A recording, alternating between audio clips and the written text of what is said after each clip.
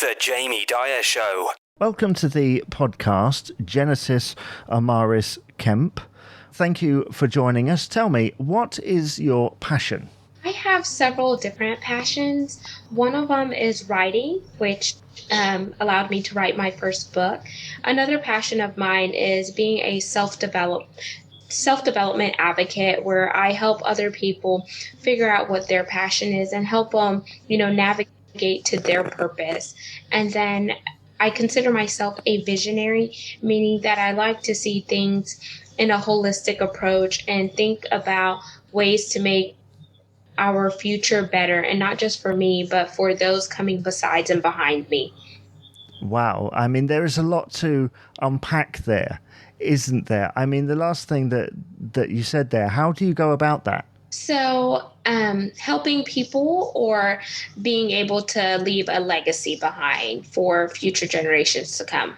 A little bit of both, if you have an answer. So one thing that I'm doing right now is speaking up, and my ability to speak up allowed me to write my book, Chocolate Drop in Corporate America. So I believe that is going to help future generations to come, because having a millennial such as myself, I'm only 29 years old, speak up in a corporate setting to people that are above you and do it so tactfully is a step of being bold and being courageous, because sometimes, depending on what culture you grow up in, people say you shouldn't challenge authority. It should be yes, ma'am, no, ma'am, yes, sir, no, sir. But I feel like if something that someone in authority says or does to you that is not correct or you don't agree with, you should speak up for yourself. So that's one way why I feel like I'm helping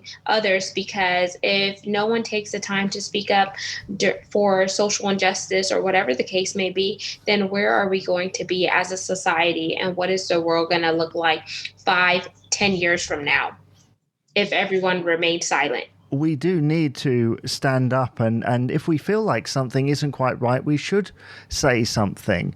I mean, do you feel like perhaps you were told to kind of take a step backwards? Do you think that is maybe a race thing, a gender thing, an age thing, or maybe a mixture of all three? A mixture of all three, definitely. Mm-hmm. Yeah, I mean, how you've written this book. I mean, give us a little bit of a rundown about what this book actually contains.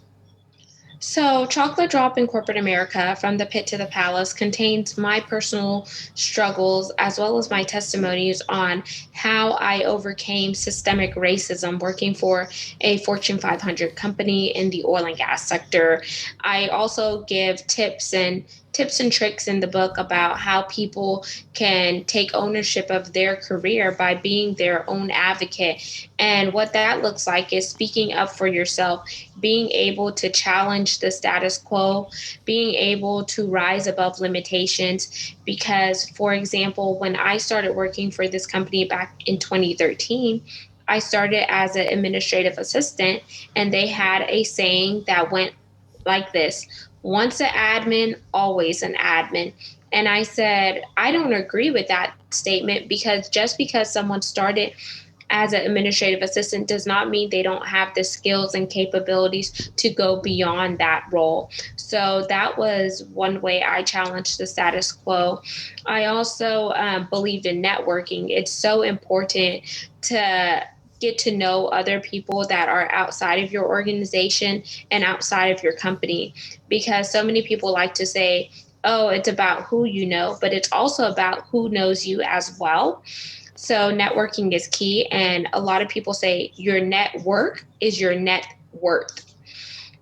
Another thing you'll see in the book is a reflection quote section where I put in various quotes, because I want the readers to take time to reflect and see how this book can be applied to their personal, story, even if you're in corporate America or outside of corporate America, because systemic racism and doesn't just apply in America. It doesn't just apply in the corporate sector. It applies in all industries. And that's one thing people would notice about the cover of my book, because I have people on the book cover from all nationalities and all industries, letting people know that we are better when we come together. Another thing in the book that I put at the end is my who am I. So I talk about who is Genesis, but it's also important for the readers to do their own who am I exercise, because once you know who you are, that is going to help you navigate your passion and your purpose. I completely agree, because you need to go on a journey of self-discovery, and that can be found in many different ways. What has been the reaction to this book? Because there's quite a lot in there. Yes. So some people said the book was very informative. I've also had feedback that people said, oh, I could completely resonate with what you wrote in the book, because I face some of the same things in my work arena. I also had another guy tell me that after reading his book, it inspired him to start writing his own book about his personal struggles that he endured in the workforce. And I think right now he's on chapter 12 of his book, of writing it. So I've had great reviews. I've also had some candid reviews where one lady told me that she didn't feel comfortable leaving me a review on Amazon after reading the book, because she felt like my book was incomplete. Like she did not see me get the justice that she thought I was, deserved. But recently, after I was bold and I stood up and spoke out in the vice president's meeting, I was given a 20% increase, and that's not in the book because it just happened. So for 3 years of doing my current role, I was underpaid by 20%. But it took boldness and courage to speak up about that. That is extremely bold, and again, like you were saying at the beginning, you're making steps to come forward and be honest about it. I mean, these things are always it's always a two-way street, isn't it? I mean, what can the other person do in order to kind of facilitate you in some way, or feel like you're being listened to? I feel like the other person could really take a stab at inclusion and diversity, and not mainly to check a box on the paperwork, but to educate themselves on what inclusion and diversity is and what it should look like in the workforce as well as outside of the workforce.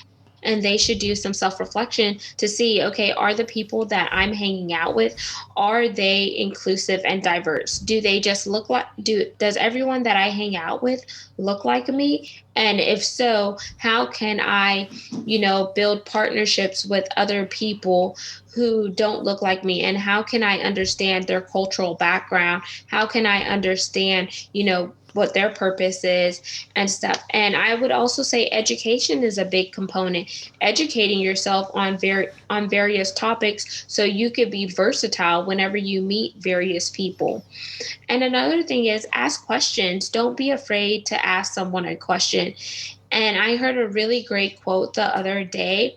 It says, "Don't be a know-it-all, be a learn-it-all." Because we're always learning, you see. And I think sometimes there is this misconception that once you're in a specific position, maybe a sort of a position of power, you feel like you know everything. But actually, that's not the case. We learn something new every day. Yes. It is. I find it fascinating because this is such a relevant subject right now, given what has gone on everywhere. I mean, when did you conceive the idea for this book? The book, it was either conceived last year in November or sometime around December, because the idea came to me after I had a performance review where my supervisor gave me feedback that did not align with the peer feedback that I received. So it was contradictory. But whenever I challenged it, she said, "Oh, it's too late because this has already been submitted and we can't change it unless you go through upper management." So that same day I had put in my phone a notes app, chocolate drop in corporate America, and I put down 3 or 4 sentences and I left it alone. And I went to a local church group here that was a women's group. So different women from all professional backgrounds were there, and I met another author, and I was just so intrigued about what she was doing and by her as a person, that I ended up meeting up with her at a later time, and she pretty much told me, "Hey, have you thought about writing a book?" And that's when the book was birthed. Finding inspiration from Yes. others and doing that networking that Hmm. you were talking about. I mean, you mentioned there that you met them at a local church group, Yes. but what other ways do you network? So I network at industry events. So going to events with people from my industry. I network with others on social media, whether it's through different groups that I join that have similarities or things that I like to do. I also network informally as well as formally. So if I am at the hair salon and I start chatting with someone and I really vibe with them, then I'll exchange my information with them. Also at community events, whenever I volunteer and etc. Yeah, there's so much there. I mean, you are extremely busy, aren't you? Yes. COVID has slowed me down a bit because I didn't get to do any volunteer activities this year. So, a lot of my networking has been virtually. So, a lot of virtual coffee chats. Yeah, a lot of stuff over Zoom, Skype, that type of thing. I mean, you've written this book and you're obviously involved in lots of other things as well. Where do you go from here? What is kind of your ambition? Where's your next step? I would definitely love to take my book worldwide, as well as get my book in brick and mortar stores like Walmart, Sam's, Costco, Barnes and Noble, and etc. So I'm working on that. And I definitely want to speak at conferences whenever they get back started, where people could go meet face to face, as well as take my book into the school system to educate younger children on what inclusion and diversity is. And the reason why I want to target younger children is because whenever you get children at a young age, they are open minded and they're able to absorb so much information. And I feel like if they are surrounded at home by people who really don't see the world, in a full lens, and they see the world narrow minded, that's also not preparing the children for a bigger and brighter future if they are only being fed limited mindsets. You have to start them young because at the end of the day, I believe personally that people's opinion is nurture rather than nature. Yes. That's kind of how I look at it. So if you get them young, as you say, then you can build from there. I mean, you're 29 years old. I'm 30 years old. Have you noticed any kind of change in attitudes maybe in the last 5 to 10 years?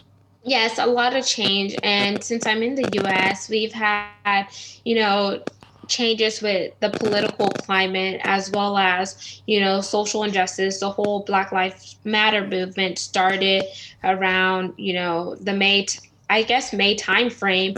And I felt like that changed a lot of people's attitudes and notions. And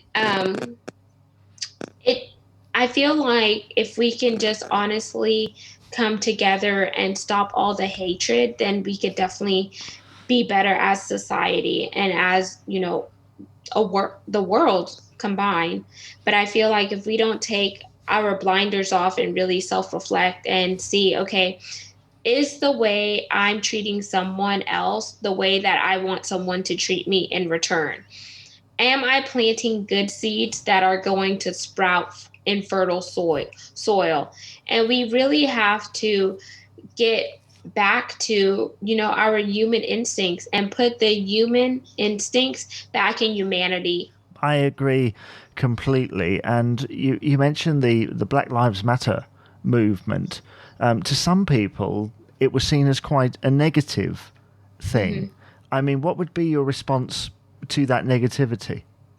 I felt like the negativity was seen that way because some people felt like all lives matter. And the reason why they said Black Lives Matter was the fact that there were so many African American people getting killed, whether it was, because the police officer thought they had a gun, or whether it was breaking through someone's door and it was the wrong apartment. But we're not saying, when we say all Black Lives Matter, we're not saying that other lives don't matter. We're just saying Black Lives Matter because so many of us have been racially profiled. We have went through segregation.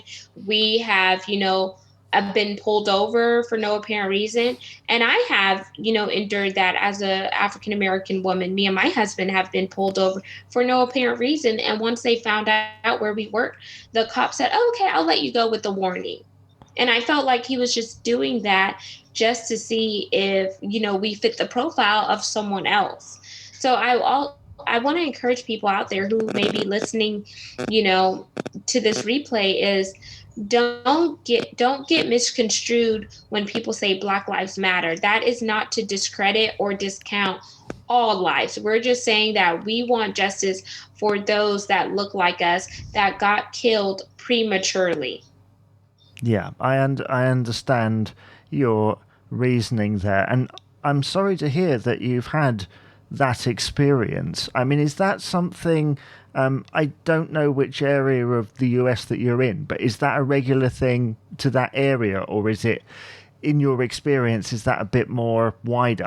I'm in Houston, Texas, so I feel like depending on what part of Houston that you're in, it can be, happening more frequently. But the area that I live in, it is predominantly Caucasian, and I feel like sometimes it happens at the grocery stores too, because I have biracial nieces and nephews. So two of them are half Caucasian and two of them are half Indian. And I've had someone stop me in the grocery store to ask me, whose kids are those?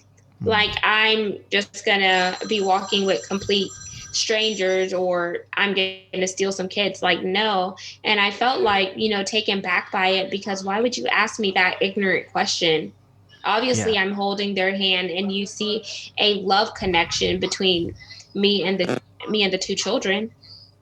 That's horrible that there wasn't an understanding in that particular moment and others that you may have experienced. I mean, there might be other people listening to this that kind of want to know how to jump on, not the bandwagon, but want to kind of follow in your footsteps or at least stand beside you. How would they be able to do so?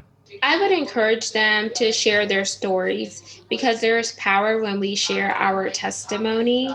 I also encourage them, another way you could support me is by purchasing a copy of the book Chocolate Drop in Corporate America, From the Pit to the Palace. You can also, whenever you see a situation or you witness it, if it's not right, you should speak up, because that person may not have the courage to speak up for themselves. So don't be afraid to address a situation that could help or save somebody's life. And if you witness something that is not right, you can always take a video of it and, post it, because actions speak louder than words. We definitely have to help one another.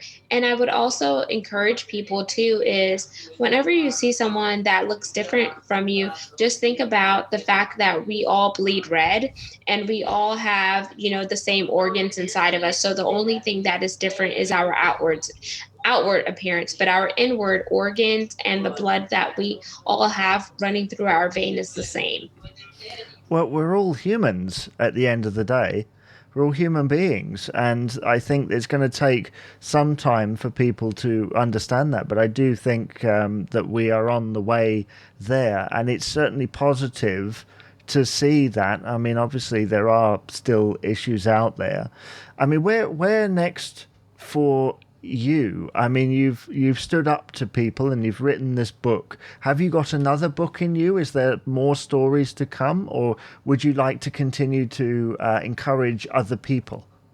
There's definitely more stories to come. I am going through a vetting process right now to decide what my second book is going to be, because I would like to pay tribute and write a book about my father's life and how he came to America, because I am first generation American, and just to have him tell his perspective of the racism that he faced being an immigrant in this country. Whereas, I'm first generation, so I was born here and I see racism slightly different. So I think that would be a good book. And I also do poetry here and there. So I'm thinking about either putting together a collection of some of the poems that I've written in the past and making that a book. And then I also want to continue speaking, like from a motivational speaker standpoint. I can see that you have the skills to do so. Have you done much public speaking prior to this? So I've been featured on over two dozen podcasts now, and then I'm also hosting one tonight at 7:30 Central time, also 8:30 p.m. Eastern time, and it's based out of Jamaica. So I'm filling in for the host talk shoot series, and then I've been featured in a few magazines. Wow. I mean, I do wish you all the best of luck with it. And I know there will be people listening that are willing you on in your journey and may want to stand beside you for whatever reason that may be, whatever their reason is. And, well, one last thing. Where would people be able to find information about you and your book? So I am on Facebook as Genesis, that's Genesis, Amaris, Amaris, Kemp, Kemp. I have a author page as well. It's under Chocolate Drop in Corporate America. People can also reach me via email, which is genesisamarisKemp@gmail.com. And I love getting feedback. I think feedback is very important for development. So whether it's good feedback or bad feedback, I am going to take it and assess it so I can improve as an individual. And then I definitely want to encourage people that are listening is don't let your dreams die, because there are so many people who have passed away and now their dreams are in the graveyard because they were never bold or courageous to walk outside of their comfort zone or take that leap of faith. And I also want to encourage those listening is don't let people place limitations on you. Be limitless, and you can be limitless whenever you overcome your fears. And if you're not sure how to overcome your fears, write down a list of all the things that you are fearful about, and then look for ways that you can overcome each one of them. Or you could also retrain your mindset, because fear is a form of a mindset. And whenever I think about fear, I just think about it as false evidence appearing real, and that helps me overcome my fears. That's amazing advice, and hopefully it helps people out there. Certainly, I've taken something from it. It's amazing. It's been amazing to talk to you, and I'd like to say, Genesis, thank you so much for appearing on the podcast today. Thank you so much for having me. I really appreciate it. The Jamie Dyer Show.